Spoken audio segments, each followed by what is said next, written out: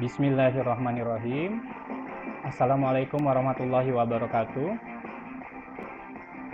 Pertama-tama marilah kita panjatkan puja dan puji syukur kehadirat Allah Subhanahu wa taala dengan ucapan Subhanallah, Alhamdulillah, Allahu Akbar. Salawat beriring salam kita juga hadiahkan kepada baginda Rasulullah Muhammad sallallahu alaihi wasallam dengan ucapan Allahumma sholli ala Muhammad wa ala ali Muhammad. Rabbi shrah li sadri wa yassir li amri wahlul 'uqdatam min lisani yafqahu qauli.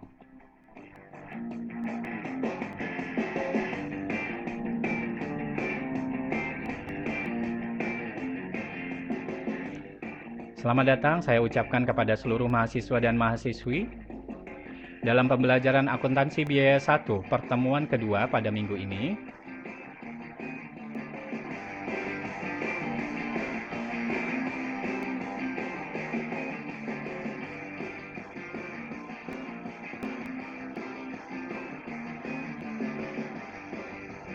Agenda kita pada hari ini ada 3. Yang pertama adalah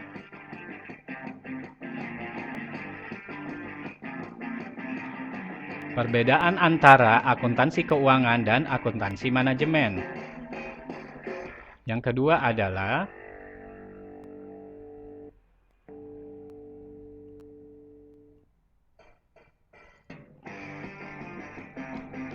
perbandingan laporan laba rugi perusahaan dagang dengan perusahaan manufaktur. Dan yang ketiga adalah metode penentuan harga pokok antara metode harga pokok pesanan dibandingkan dengan metode harga pokok proses.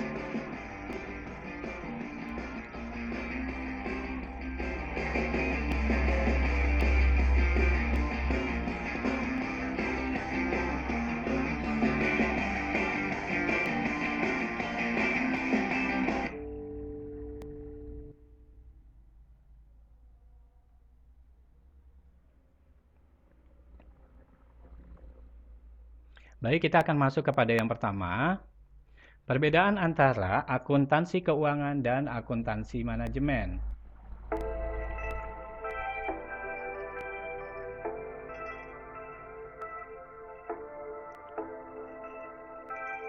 Kita lihat dari pemakai utama daripada dua tipe akuntansi ini. Yang pertama adalah akuntansi keuangan dipakai oleh para manajer puncak dan pihak luar. Jadi sebenarnya dia dipakai oleh dua-duanya, yakni baik internal maupun eksternal. Sedangkan pada akuntansi manajemen, pemakai utamanya adalah para manajer dari berbagai jenjang.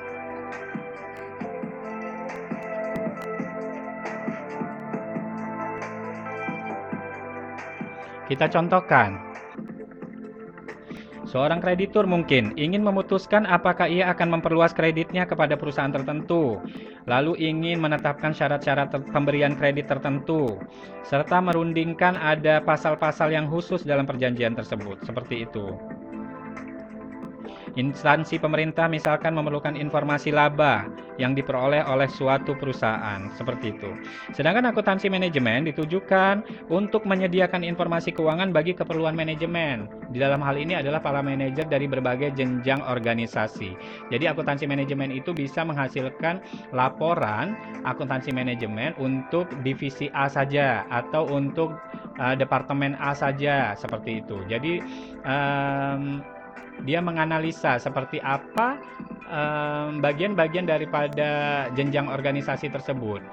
Perkembangannya seperti apa? Digunakan untuk apa? Digunakan untuk melakukan evaluasi ke depannya.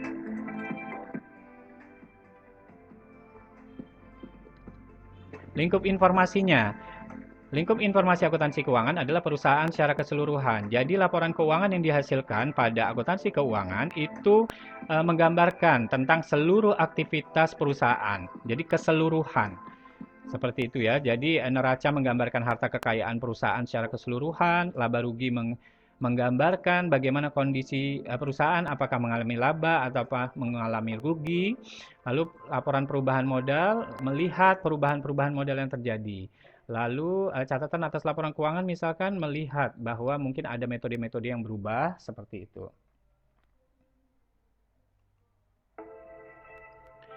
Sedangkan untuk lingkup informasi pada akuntansi manajemen adalah bagian dari perusahaan. Jadi dia memberikan informasi kepada beberapa bagian dari perusahaan. Ya seperti dicontohkan tadi, laporannya misalkan hanya untuk divisi A, maka dia memberikan informasi pada bagian dari perusahaan itu, yakni divisi A. Untuk departemen B misalkan, maka dia memberikan informasi untuk departemen B saja. Misalkan ada beberapa biaya-biaya yang bisa dikendalikan, jadi targetnya berapa, jadi itu untuk bagian daripada evaluasi. Bagian daripada evaluasi ke depannya untuk departemen yang bersangkutan. Fokus informasinya. Fokus informasi dari akuntansi keuangan adalah berorientasi pada masa lalu. Jadi jelas bahwa transaksi-transaksi yang diinput ke dalam laporan keuangan merupakan orientasinya adalah merupakan masa lalu. Jadi dia sudah terjadi, bukti-bukti transaksinya ada bahwa dia menyatakan sudah terjadi di masa lalu, seperti itu. Nah, itulah yang diinput ke dalam laporan keuangan. Sedangkan akuntansi manajemen, fokus informasinya berorientasi pada masa yang akan datang. Jadi di sini adalah prediksi-prediksi. Sudah dia membuat laporan tentang bagian dari perusahaan, maka dia melakukan prediksi-prediksi setelah beberapa tindakan evaluasi dilakukan. Kira-kira prediksi ke depan seperti apa nantinya jika evaluasi terjadi, seperti itu. Lalu dilihat dari disiplin sumber. Dilihat dari disiplin sumbernya, akuntansi keuangan itu cukup ilmu ekonomi saja. Jadi di sini untuk membuat laporan keuangan, ilmu ekonomi diperlukan sekali sebagai disiplin sumber bagi akuntansi keuangan. Sedangkan pada akuntansi manajemen itu ada dua ilmu, yakni ilmu ekonomi dan psikologi sosial. Ilmu ekonomi tadi adalah untuk membuat perhitungan-perhitungan kos produksinya. Sedangkan psikologi sosialnya adalah untuk menilai kira-kira tindakan-tindakan evaluasi seperti apa yang tentunya secara psikologi sosialnya tidak mengganggu kinerja perusahaan dalam mencapai tujuan perusahaan, seperti itu. Jadi diperlukan ilmu psikologi sosial juga dalam membuat laporan akuntansi manajemen, karena ini berhubungan dengan evaluasi terhadap beberapa bagian dari perusahaan, sehingga diharapkan tujuan perusahaan itu akan tercapai dengan meningkatnya performa masing-masing bagian. Seperti itu kira-kira. Lalu kriteria bagi informasi. Kalau akuntansi keuangan itu dibatasi oleh prinsip akuntansi berterima umum. Jadi dia tidak sembarangan. Di dalam membuat laporan keuangan sudah ada prinsip akuntansi berterima umum yang harus diikuti di dalam membuat akuntansi keuangan, di dalam membuat laporan keuangan. Sedangkan akuntansi manajemen kriterianya adalah tidak ada batasan. Cuman di sini yang dilihat adalah berapa pengorbanan yang diharapkan, maksudnya berapa pengorbanan yang gelontorkan atau yang dikeluarkan oleh perusahaan, kemudian dibandingkan dengan manfaat yang diterima oleh perusahaan tersebut. Apakah menguntungkan bagi perusahaan sehingga tujuan organisasi itu bisa tercapai, seperti itu.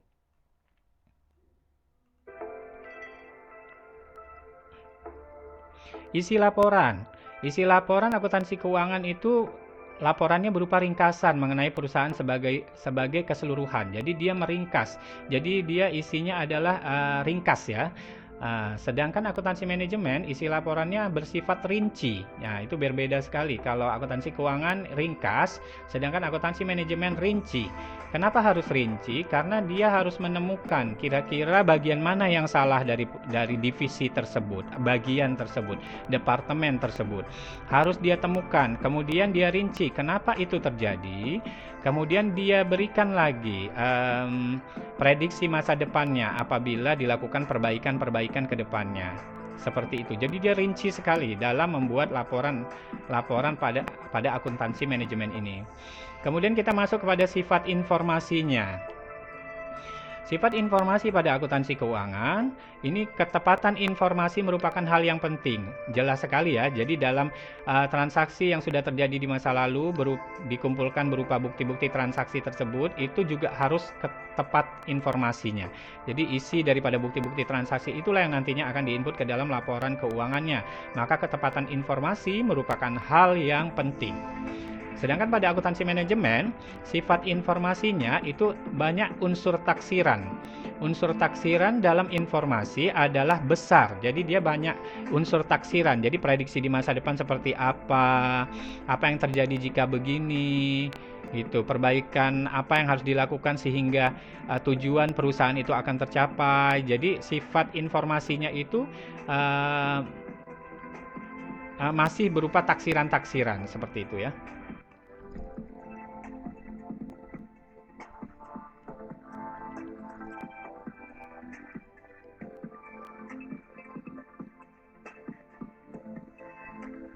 Oke, kita beralih kepada perbandingan antara laporan laba rugi perusahaan dagang dengan perusahaan manufaktur.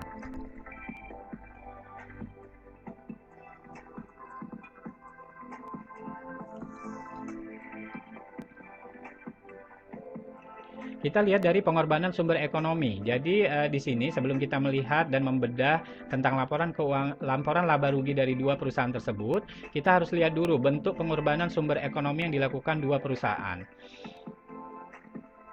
Perusahaan dagang, pengorbanan sumber ekonomi untuk memperoleh barang dagangannya dari perusahaan lain. Jadi dia mendapatkan barang dagangannya dari melakukan pengorbanan sumber ekonomi berupa membeli barang dagangan dari perusahaan lain. Maka pengorbanan ini di dalam laporan laba rugi dikelompokkan dengan judul kos penjualan. Pada perusahaan manufaktur, terjadi pengorbanan sumber ekonomi untuk mengolah bahan baku menjadi produk jadi. Di sini pengorbanan ini dikelompokkan dengan judul kos produksi. Jadi berbeda sekali ya. Yang satu untuk memperoleh barang dagangan, jadi dia tidak memproduksi tetapi dia membeli daripada perusahaan lain. Sedangkan pada perusahaan manufaktur terjadi pengolahan bahan baku menjadi produk jadi. Jadi mereka memproduksi langsung. Maka pengorbanan ini di dalam laporan laba ruginya dikelompokkan dengan judul kos produksi. Jadi berbeda ya, kos penjualan dengan kos produksi. Pengorbanan sumber ekonomi apa lagi yang dilakukan perusahaan dagang? Nah, jadi untuk melakukan kegiatan pemasaran barang dagangan tadi, maka dilakukan pengorbanan sumber-sumber ekonominya. Maka pengorbanan ini yang untuk kegiatan pemasaran ini dikelompokkan dengan judul biaya pemasaran. Bagaimana dengan manufaktur? Untuk kegiatan pemasaran produk jadi di sini setelah tadi produk diolah, bahan bakunya diolah menjadi produk jadi, maka dilakukan kegiatan pemasaran. Kegiatan pemasaran produk jadi ini, maka pengorbanannya dikelompokkan dengan judul yang sama, yakni biaya pemasaran juga. Kemudian yang ketiga adalah untuk kegiatan selain perolehan barang dagangan dan pemasaran. Tadi yang pertama adalah untuk memperoleh barang dagangan, kedua pemasaran. Nah, kegiatan selain dua itu, maka pengorbanan ini dikelompokkan dengan judul biaya administrasi dan umum. Perusahaan manufaktur sama juga untuk kegiatan selain produksi tapi. Nah, selain produksi dan pemasaran, kalau tadi yang di dagang adalah perolehan barang dagangan dari perusahaan lain. Kalau ini adalah produksi dan pemasaran produk, maka pengorbanan ini dikelompokkan dengan judul biaya administrasi dan umum. Oke, ini adalah struktur daripada laporan laba rugi perusahaan dagang. Akan kita bedah. Ada yang saya hilangkan di tengah-tengahnya. Ini adalah perbedaannya, letak perbedaannya. Baik, saya hilangkan dulu. Kita akan bahas satu persatu. Nah, pada kos penjualan, di sini maksudnya adalah kos penjualan barang dagangan ya. Tetapi barang dagangan tidak perlu disebut karena ini di laporan laba rugi cukup disebut kos penjualan. Oke, ada persediaan awal barang dagangan. Jika kita menemukan bahasa persediaan awal, maka di situ adalah persediaan awal ini berasal dari persediaan akhir pada periode sebelumnya. Jadi dia menjadi persediaan awal pada periode ini. Nah, ada pembelian. Pembelian di situ adalah kita ketahui bahwa ada pengorbanan sumber ekonomi untuk membeli barang dagangan tadi. Maka disinilah letaknya pembelian. Persediaan awal ditambah dengan pembelian, maka akan menghasilkan barang yang tersedia untuk dijual. Jadi itu ditambahkan. Barang yang ready untuk dijual, tersedia untuk dijual. Berasal dari persediaan awal ditambah dengan pembelian.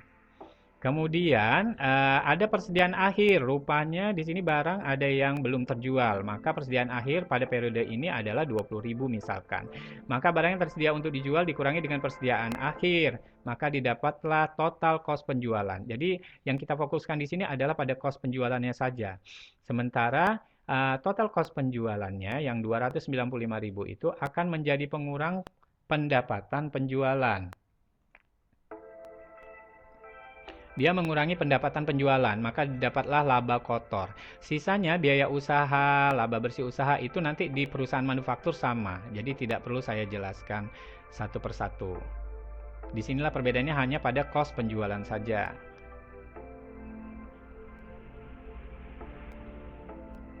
Oke, baik, kita masuk kepada laporan laba rugi perusahaan manufaktur dengan pendekatan full costing. Jadi di sini ada yang saya hilangkan kembali, itu adalah letak perbedaannya, letak bedanya. Jadi di cost penjualannya. Baik, akan kita bahas satu persatu, jadi saya hilangkan dulu. Cost penjualan itu terdiri dari beberapa unsur, yakni persediaan awal produk jadi. Persediaan awal produk jadi adalah persediaan akhir produk jadi pada periode sebelumnya. Jadi pada periode sebelumnya ada persediaan akhir produk jadi, maka itu menjadi persediaan awal produk jadi pada periode ini. Kemudian kita akan menghitung cost produksinya. Di cost produksi ada persediaan awal produk dalam proses. Lagi-lagi persediaan awal berarti dia adalah persediaan akhir produk dalam proses pada periode sebelumnya. Menjadi persediaan awal produk dalam proses pada periode ini. Lalu kita harus menghitung biaya produksi. Jadi dia ada item biaya produksi di sana. Biaya produksi terdiri dari biaya bahan baku, biaya tenaga kerja langsung, dan biaya overhead pabrik. 3 unsur biaya ini merupakan komponen pembentuk biaya produksi. Ini karena menggunakan sistem full costing, ya, maka dia biaya overhead pabriknya disatukan antara variabel dan tetap, jadi tidak dipisahkan. Kalau variabel dia pasti kalau menggunakan pendekatan variabel costing ini dipisah, ya, di bagian atasnya adalah variabel. Ini karena menggunakan full costing, maka dia disatukan. Biaya bahan baku, biaya tenaga kerja langsung, dan biaya overhead pabrik, ketiga-tiganya ditambahkan menjadi total biaya produksi. Total biaya produksi kemudian ditambah persediaan awal produk dalam proses, maka didapatlah total cost produksinya. Lalu ada persediaan akhir produk dalam proses. Jadi ini berbeda sekali ya dengan perusahaan dagang tadi. Ada persediaan awal, ada persediaan akhir, ada biaya produksi gitu ya. Jadi persediaan akhir produk dalam proses ini mengurangi daripada total cost produksinya.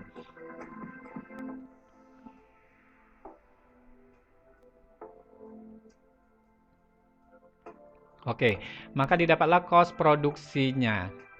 Cost produksi di sini akan ditambahkan dengan persediaan awal produk jadi tadi, maka didapat cost produk yang tersedia untuk dijual.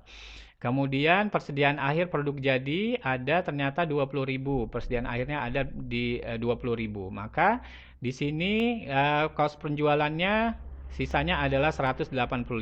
Untuk yang di bagian bawahnya itu semuanya sama ya. Sama komponennya dengan yang perusahaan dagang tadi. Oke, ini untuk yang biaya usaha, biaya pemasaran dan biaya administrasi dan umum, serta pendapatan di luar usaha dan biaya di luar usaha, ini sengaja saya tidak turunkan ya, jadi ini saya satukan nilainya karena posisi layarnya yang tidak mencukupi. Kalau kita pindah ke layar selanjutnya, itu sepertinya nanti tidak nyambung nanti antara atas dan bawah. Jadi sengaja saya satukan itu tadi ya, yang biaya usaha dan pendapatan di luar usaha dan biaya di luar usaha.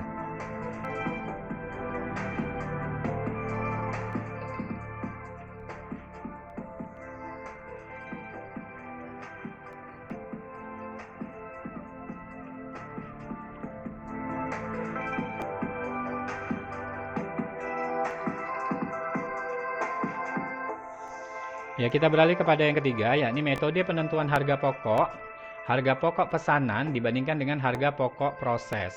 Seperti apa? Oke, sebelumnya kita akan mengutarakan dulu tentang karakteristik proses produksi. Ada 2 jenis perusahaan ya.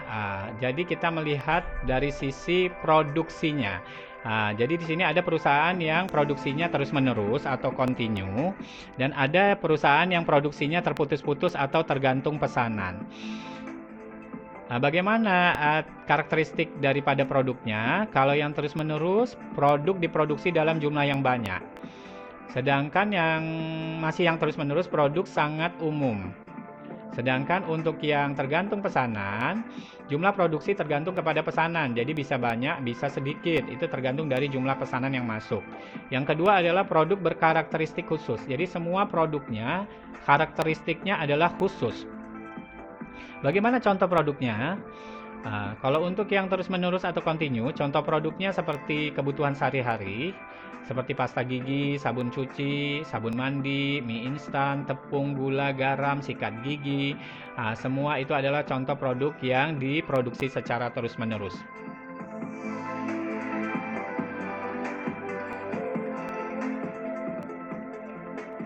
Sedangkan contoh produk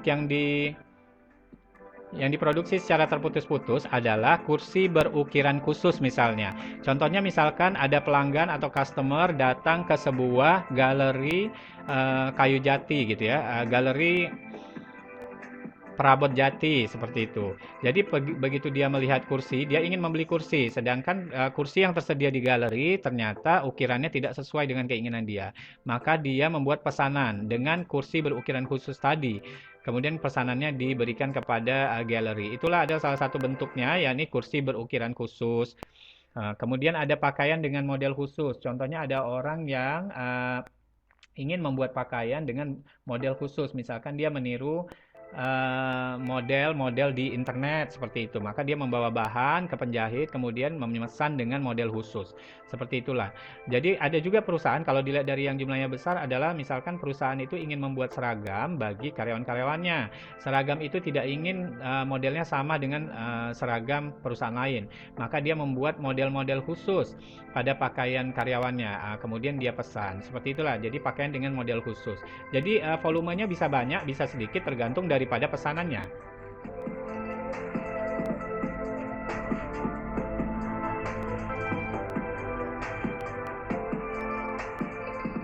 Jadi pada produksi yang terputus-putus tadi, segala pesanan yang masuk adalah ciri-cirinya khusus, ya. Perlu diketahui bahwa itu adalah karakteristiknya, berciri-ciri khusus. Kemudian bagaimana dengan metode perhitungan harga pokok yang diterapkan pada masing-masing perusahaan? Perusahaan yang produksinya terus-menerus, dia menggunakan metode perhitungan harga pokok dengan metode harga pokok proses atau proses cost method. Kemudian metode perhitungan harga pokok yang diterapkan untuk perusahaan yang produksinya terputus-putus adalah metode harga pokok pesanan atau job order cost method. Pendekatan apa yang dia terapkan dalam perhitungan cost produksinya? Jadi ini sudah kita bahas di pertemuan kita sebelumnya bahwa ada dua pendekatan di dalam perhitungan cost produksi.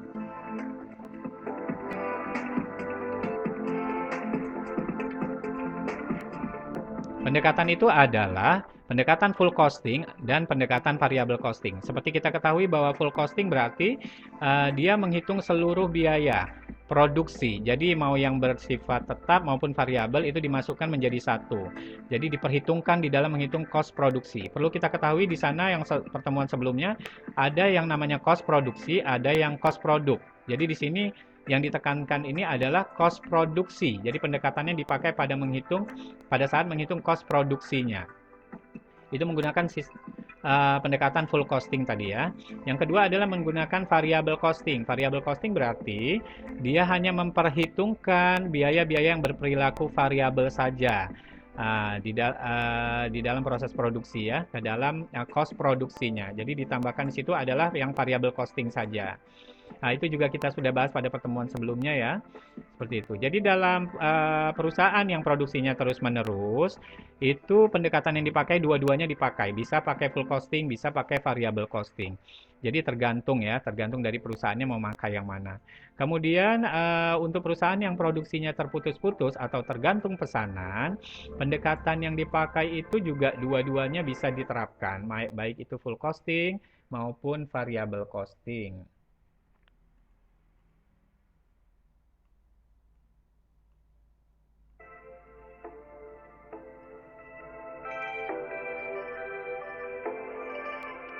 Baik, di sini ada tugas yang saya berikan. Tugasnya adalah tugas TTS ya. Nah, jadi ini nanti file TTS-nya akan saya berikan. Silakan mengisi jawaban-jawaban pada kolom-kolom TTS-nya ya, baik mendatar maupun menurun. Silakan isi nama lengkap, NIM dan kelas di atas, di sudut kiri atas. Kalau lihat dari depan ya, kiri atas. Oke. Dan ini adalah soalnya.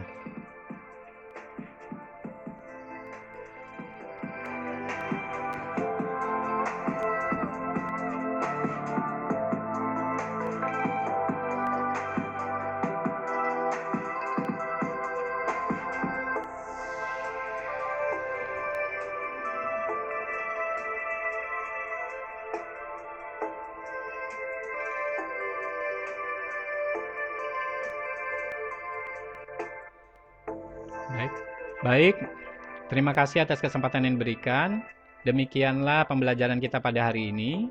Sebelum kita menutup pembelajaran ini, marilah kita berdoa menurut agama dan kepercayaan masing-masing.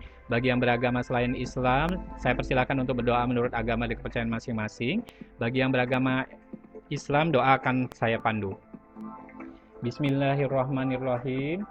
Subhanakallahumma wa bihamdika asyhadu an la ilaha illa anta astaghfiruka wa atubu ilaik. Amin ya rabbal alamin. Terima kasih atas kesempatan yang diberikan. Terima kasih atas kuota yang disisihkan. Dan terima kasih juga atas perhatian semua mahasiswa dan mahasiswi. Saya tutup dengan mengucapkan Assalamualaikum warahmatullahi wabarakatuh.